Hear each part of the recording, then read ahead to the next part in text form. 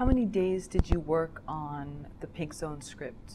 I started working on the idea and the concept of the film, shaping the concept in March 2013.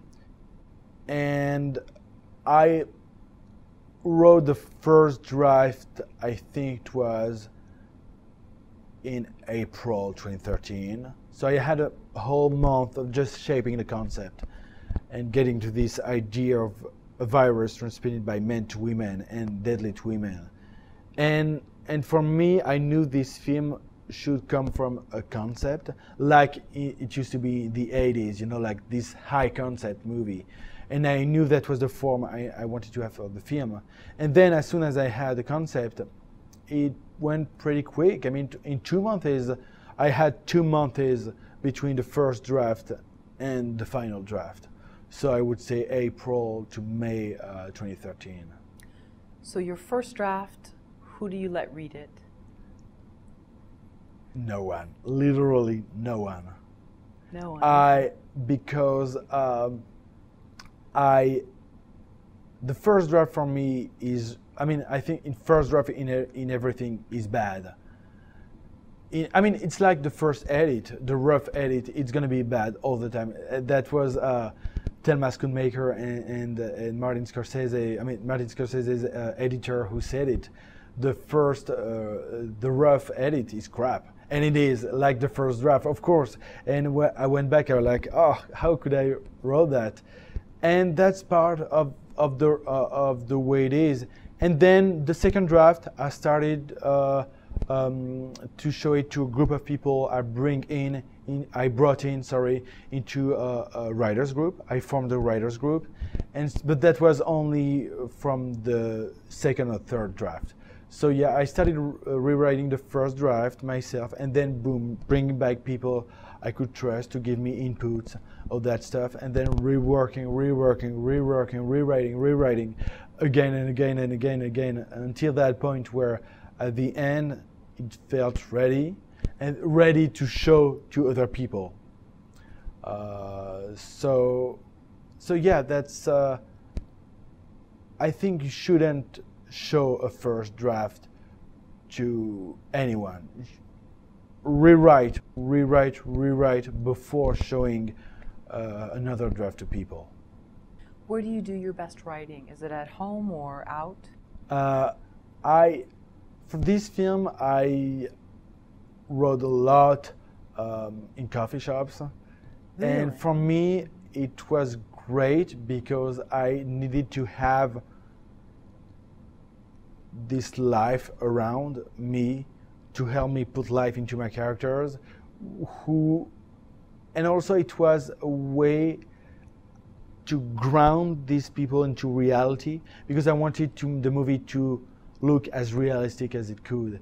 And I know sometimes, for me, the greater risk would have been to step aside from reality. And I think sometimes that's something which happened a lot to scripts, to completely forget about reality, where this story is happening, who are these characters, where they are living in, and for me, being able to write it, I mean, not rewriting it, but I mean writing some of the stuff in coffee shops, is bringing me this life and making me remember that life is all around us, and these people should be alive and walking around as we are speaking. And so I came up with the backstory of every single character because of that. And for me, I wanted every single character to feel like before this great virus appeared on Earth, they had a life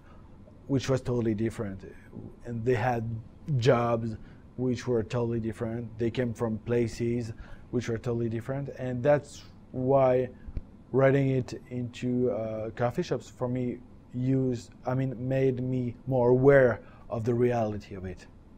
So this writers group that you formed, were they also bringing in their original material too, or this was just to look over your, like a script read? Or? They were bringing their own material too, so we gave a look to their material too.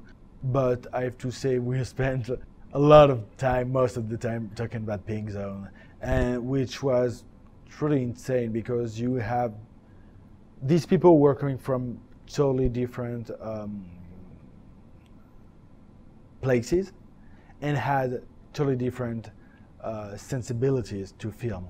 So it could have been like blockbuster and auteur films. So this mix of inputs about the script allowed me to be aware of other people out there who would watch the film and they should get in the story also. So that was great. Do you reward or punish yourself if you don't sit down at the computer or if you don't go to whatever the coffee shop is, and then vice versa? No, I think that's more of an organic process. Just okay, for Penguin, I have to say I forced myself to just go there and write and write and rewrite. So, yeah, I forced myself.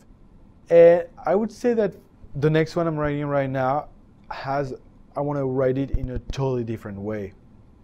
I'm writing in a totally different way, which is a story I'm more, which is with me, and I'm more taking the time to get everything matured within my mind.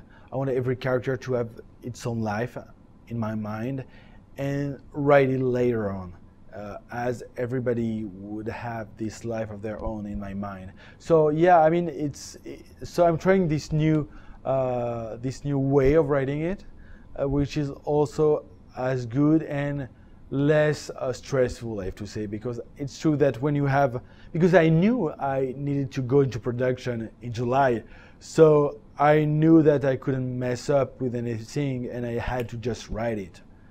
And almost in a Roger Corman kind of way, in an exploitation movie, I was like, I need to write it. And I had this date, so I couldn't just take my time like I'm doing right now to just let the characters live in my mind. I had this time limit, which in a way is great because it forces you to write.